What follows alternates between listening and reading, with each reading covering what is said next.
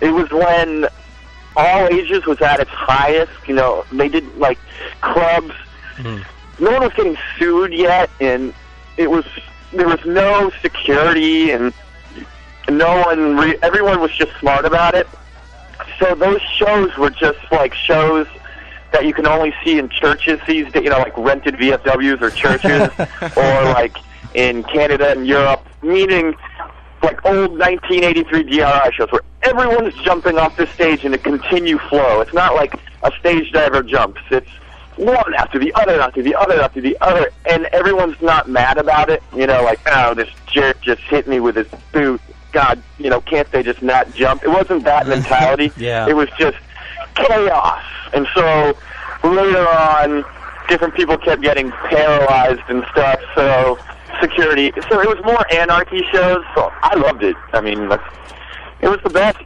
You know, they'll be like, oh, that's not real ska, and that's not this or whatever. You know, you're not doing it right.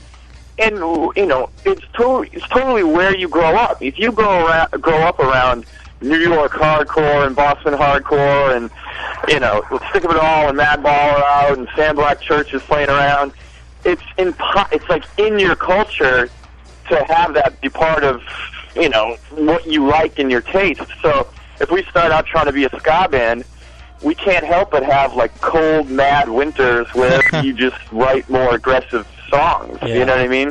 Yeah. So, I mean, it's basically, if you think about it, like each styles of music are supposed to develop and change, unlike, you know, not to be a fogey, but unlike a lot of the music these days.